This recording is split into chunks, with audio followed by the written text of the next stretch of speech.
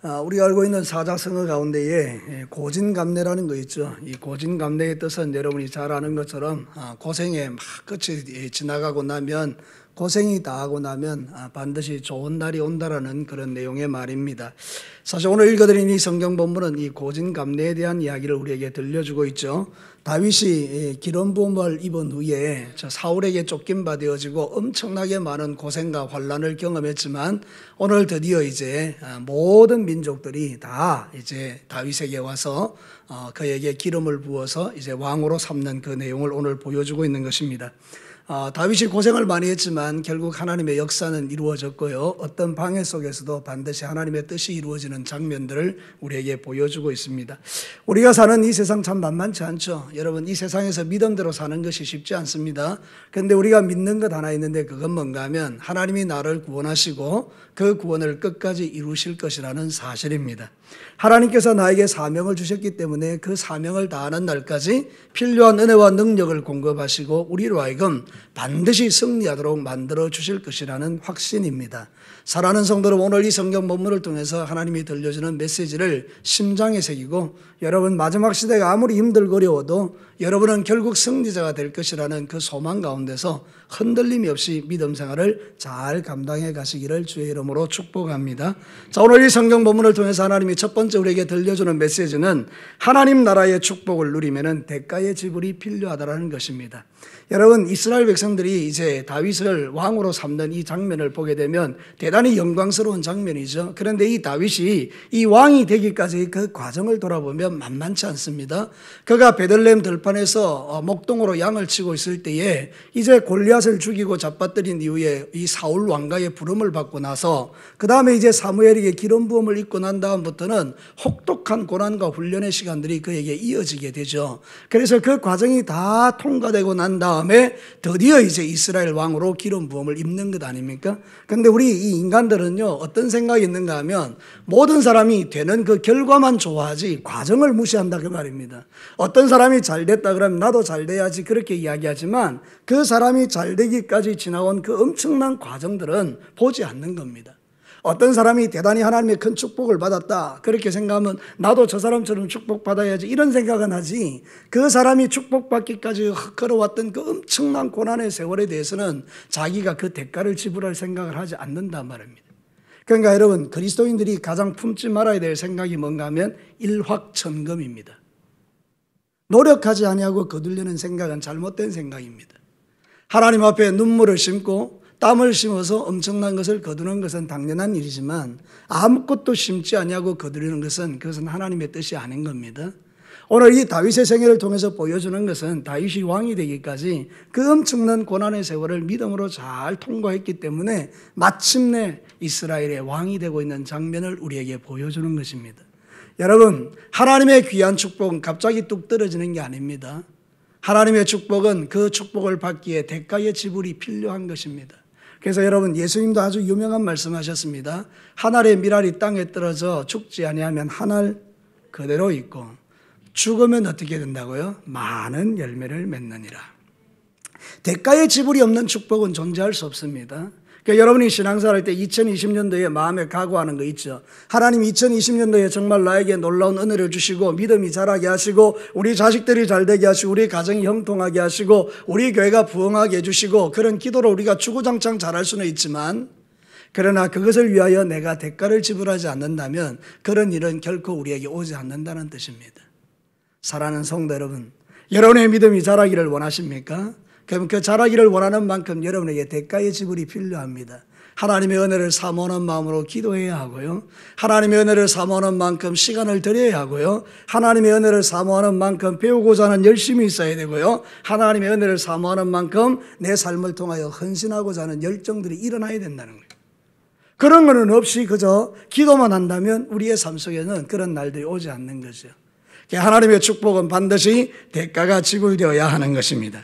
여러분 창세기 22장 16절과 17절에 보면 기가 막힌 이야기 있죠. 우리 다 같이 한번 읽어보십시다. 시작. 이러시되 여호와께서 이러시기를 내가 나를 가리켜 맹세하노니 네가 이같이 행하여 네 아들 네 독자도 아끼지 아니하였은즉 내가 네게 큰 복을 주고 내 씨가 크게 번성하여 하늘의 별과 같고 바다의 모래와 같게 하리니 네 씨가 그 대적의 성문을 차지하리라. 아멘. 이 축복은 언제 온 겁니까?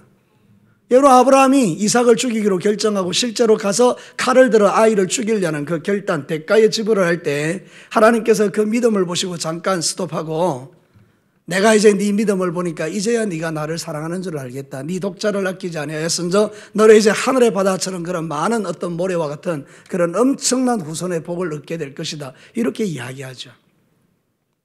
아브라함에게 하나님이 말씀하셨습니다. 네 독자를 바쳐라.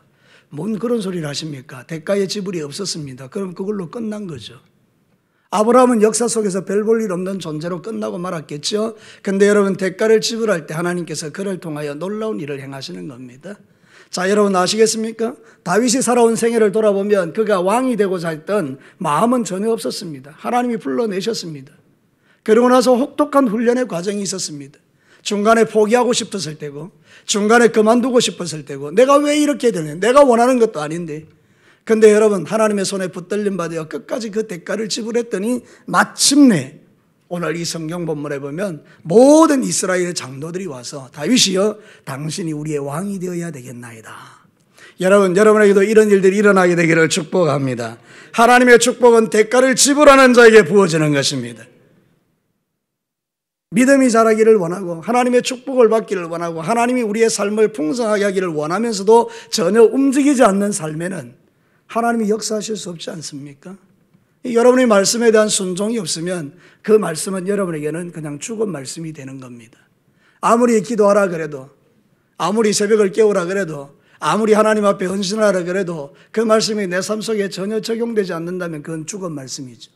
근데 여러분이 그 말씀을 아멘으로 붙든 다음에 실제로 그 삶을 살아내기 시작하면 그 말씀은 여러분 속에서 역사하는 것입니다.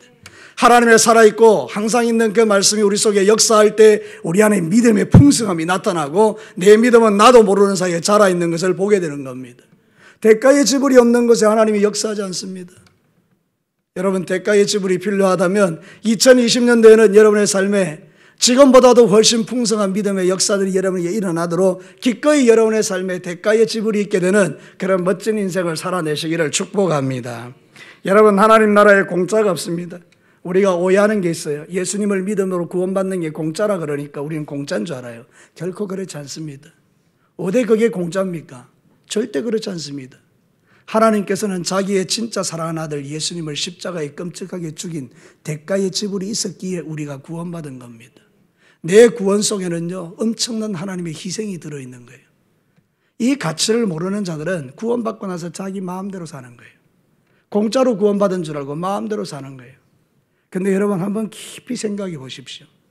하나님께서 자기 아들 십자가에 죽였던 그 끔찍한 그 아버지의 마음을 알면 하나님이 이렇게까지 해서 나를 사랑하셨구나 싶으면 우리의 인생을 다시 한번 돌아보는 거죠. 이게 진짜 은혜를 아는 자의 삶입니다. 그런 사람이 예배를 빠질 수 있습니까? 그런 사람들이 하나님 앞에 기도하는 것을 소홀히 할 수 있습니까? 그 예수 그리스도의 가치를 아는 분들이 자기의 인생을 함부로 망가뜨릴 수 있겠습니까? 그럴 수 없다는 거죠. 그래서 여러분 진짜 구원받은 사람은 내 구원이 공짜가 아니라는 걸 아는 겁니다. 하나님이 엄청난 대가를 지불하셔서 여러분에게 이 놀라운 구원을 주신 것을 믿으시기를 바랍니다. 그러면 이 믿음이 여러분에게 확신되어질 때 여러분이 주를 위하여 드리는 그 모든 삶의 원망과 불평 대신에 감사와 찬양이 넘치게 되는 것입니다. 나 같은 인간을, 나 같은 죄인을 사랑하시고 구원해 주신 하나님의 은혜가 커서 우리는 우리의 입술로 이런 고백을 하는 겁니다. 주님 뭘 원하십니까? 그리고 그분을 위하여 우리의 삶을 다 드리는 거죠.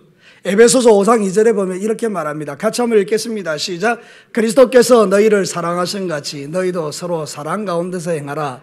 그는 우리를 위하여 자신을 버리사 향기로운 제물과 희생 제물로 하나님께 드리셨느니라. 누구 이야기입니까? 예수님 이야기죠. 이 말씀은 아주 순화된 말씀입니다. 옛날에는 뭐라고 말하는가 하면 생축, 살아있는 짐승으로 자기를 죽였다고 했습니다. 예수님이 어떻게 짐승이 될 수 있습니까? 그런데 구약시대에는 인간이 죄를 지으면 짐승들이 죽죠. 그러니까 우리 예수님은 짐승이 되어 자기를 죽였다 이 말입니다. 이게 얼마나 큰 사랑입니까? 이게 이 진리가 깨달아지면 우리가 주님 앞에 살아내는 모든 삶에 있어서 우리는 좀 더 다른 색깔로 살아낼 수가 있습니다. 어떤 환경, 어떤 삶이 주어져도 그것을 잘 이겨낼 수가 있겠죠. 사랑하는 성도 여러분, 2020년도에는 여러분의 교회에도, 목장에도, 사업장에도, 직장생활에도, 취직하는 모든 삶에도, 여러분의 인생 모든 영역에서도 그냥 주어지는 것이 아니라 대가의 지불이 필요하다는 것을 믿으시고 주님을 위하여 기꺼이 대가를 지불하셔서 눈물을 흘려서 씨를 뿌려 기쁨으로 단을 거두시기를 축복합니다. 선을 행하되 낙심하지 마시다가 기꺼이 기필코 하나님이 주시는 복을 누리시게 되기를 축복합니다. 오늘 이 성경 본문은 다윗이 왕이 되었다는 이 사실이 중요한 게 아니라 돌아보니 왕이 되기까지 그가 지불했던 그 엄청난 세월을 대해서 우리에게 말씀하고 있는 것입니다. 그냥 뚝 떨어져서 왕이 된 게 아닙니다. 왕이 되는 과정 속에 엄청난 대가의 지불을 감당했던 다윗에게 마침내 하나님께서 이스라엘의 왕위를 그에게 부여하신 것입니다. 오늘도 저와 여러분들이 이 마지막 시대를 살아내면서 믿음 지켜 살면 하나님께서 반드시 여러분의 머리에 하나님의 영광의 관을 씌워주시는 날이 올 줄로 믿습니다. 자, 두 번째, 하나님의 역사는 누구도 막을 수 없다는 것입니다. 우리가 앞선 말씀에서 살펴본 그대로 다윗이 기름 부음을 받은 이후에 원수 마귀는 얘가 이 어린 다윗이 반드시 왕이 될 것을 알았지만 그러나 자기가 할 수 있는 한 최선을 다해서 마귀는 다윗을 없애려고 노력했지요. 여러분 지금도 마찬가지입니다.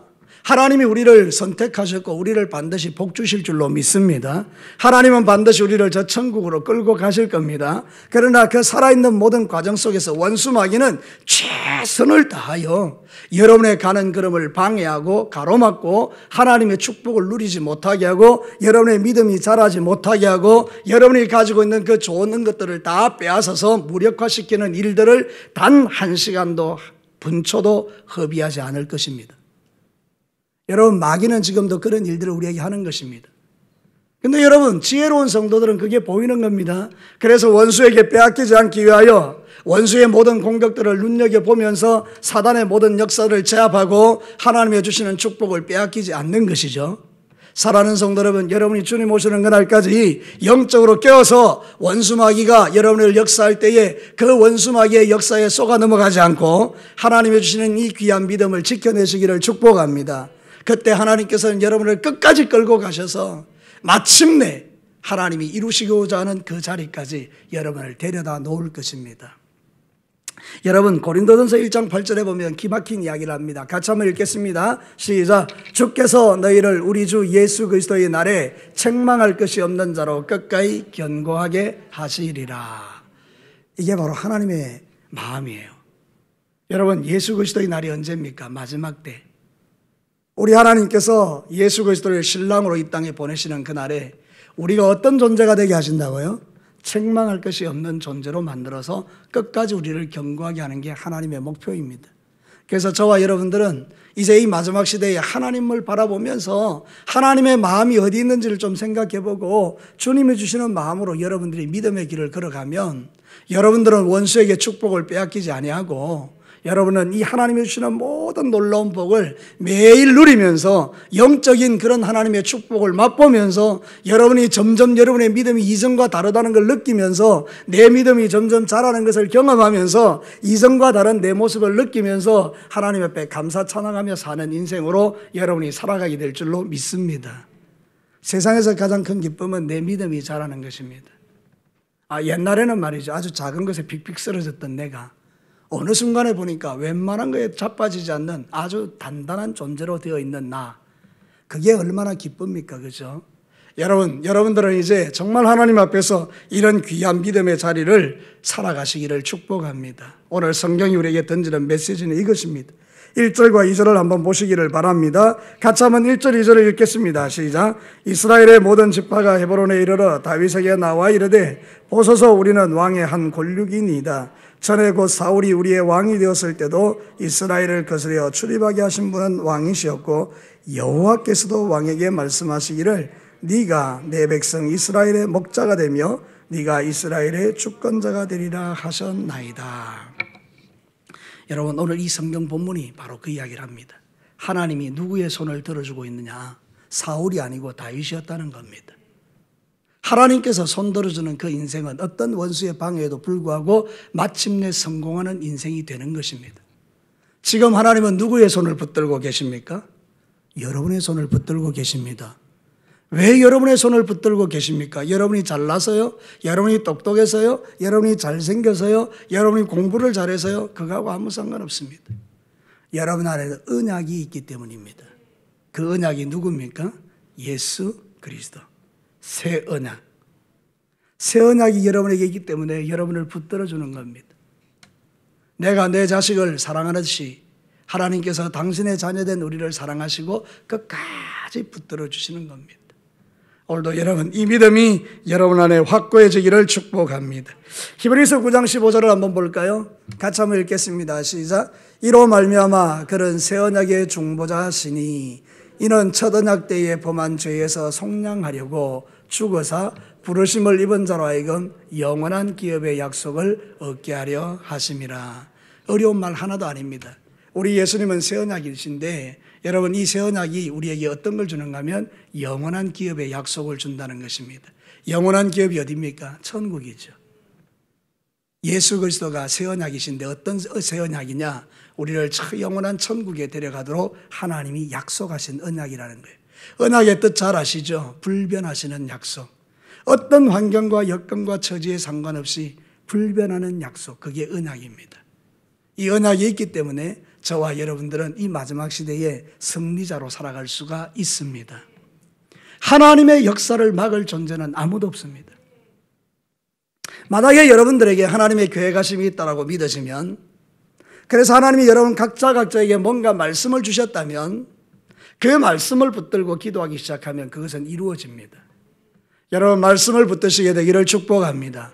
그건 뭔가 하면 내가 그냥 말씀을 생각해서 내 말씀이 아니라 어느 날 내가 정말 기도하고 있는데 하나님이 선명하게 내 심장 속에 새겨주는 말씀 말입니다.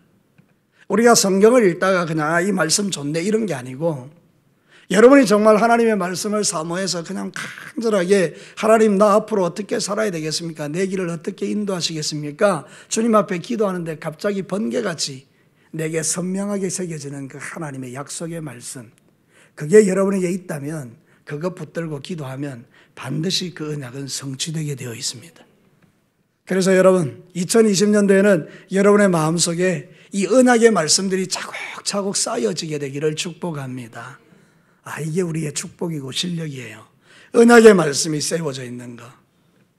이 말씀들이 자꾸 나오는 거죠. 기도할 때도. 저는 생각해 보니까 그래요. 말씀이 없으니까 기도할 때 그냥 내 이야기만 하고 끝날 때가 많은데요. 하나님의 말씀이 내 속에 들어오기 시작하면 그 말씀 하나 붙들고 기도를 하겠죠. 그 다음에 또 다른 말씀이 내 속에 들어오면 그 말씀 붙들고 또 기도하겠죠. 그 말씀이 1개가 2개가 되고 2개가 5개가 되고 5개가 10개가 되면 그 10개를 가지고 기도할 때 얼마나 풍성하겠습니까? 그죠? 그러니까 여러분 2020년도에는 여러분의 심장 속에 하나님의 언약의 말씀이 가득해지기를 주님의 이름으로 축복합니다. 여러분 이 다윗이 그 힘든 세월을 이겨낼 수 있었던 이유가 뭘까요? 그가 하나님의 말씀을 심장에 새겼기 때문입니다. 베들레헴 들판에서부터 시작해서 그가 사울에게 쫓기는 그 광야에서 들판에서 하나님과 영적 친밀함을 누리면서 하나님이 그에게 약속하셨던 수없는 말씀들이 다윗을 딱 붙들어 줬던 거죠. 자, 우리가 살고 있는 이 세상 참 쉽지 않습니다. 자칫 잘못하면 유혹에 넘어지고 쓰러지고 자빠지고 믿음 잃고 원수가 툭툭 던지는 그 시험거리에 그냥 바로바로 다 자빠지고 그래서 그냥 막 사람들이 그냥 열심히 살다가도 그냥 주저앉아 버리고 하나님을 향하여 열심히 기도하다가도 그냥 어느 한순간 누가 뭐라 말 한마디 하면 그냥 기도의 열정이 확 식어버리고 하나님을 위해서 내가 이렇게 살겠다고 다짐하다가도 누군가가 말 한마디 하면 그냥 그 열정 다 사라지고 마음에 그냥 원망이 가득하는 이런 삶, 그게 우리의 본질인데 여러분의 마음속에 하나님의 말씀이 차곡차곡 쌓이면 그런 것들을 다 쫓아내고 굳게 서서 승리자로 살아갈 수 있을 줄로 믿습니다. 그래서 여러분, 이제는 여러분들이 하나님 앞에 하나님의 약속은 반드시 이루어진다는 이 사실을 믿으면서 여러분 안에 이 하나님의 약속의 말씀들이 여러분의 삶에 가득 채워지게 되기를 다시 한번 주님의 이름으로 축복합니다. 자, 마지막 세 번째입니다. 여러분, 하나님 나라의 참 목자와 주권자는 예수님이십니다. 이게 참 중요하죠. 오늘 성경 한번 보도록 하겠습니다. 여러분 2절 마지막 부분에 보면 이 사람들이 이렇게 말하죠. 네가 내 백성 이스라엘의 목자가 되며 네가 이스라엘의 주권자가 되리라 하셨나이다. 이 장로들이 와서 이제 다윗에게 말합니다. 당신은 우리의 목자고 우리의 주권자라고 하나님이 말씀하셨습니다. 이렇게 이야기하는 거잖아요. 근데 사실은 다윗은 진짜 목자, 진짜 주권자는 아닙니다. 다윗이 얼마나 많은 실수와 실패를 경험합니까?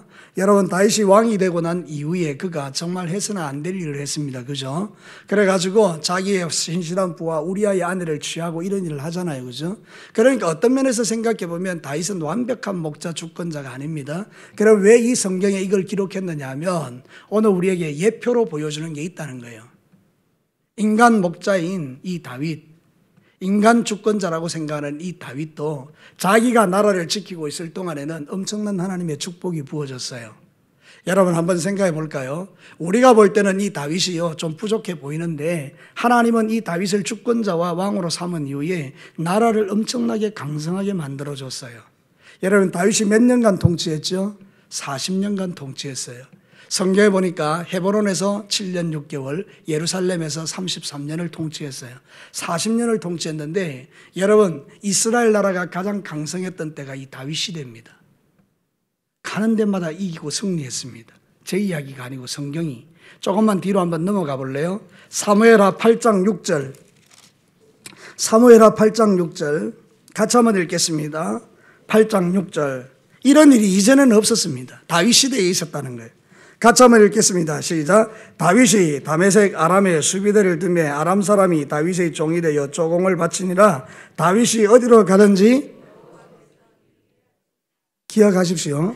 다윗이 어디로 가든지 하나님이 뭐하게 하셨다고요? 이기게 하셨어요. 14절 한번 볼까요?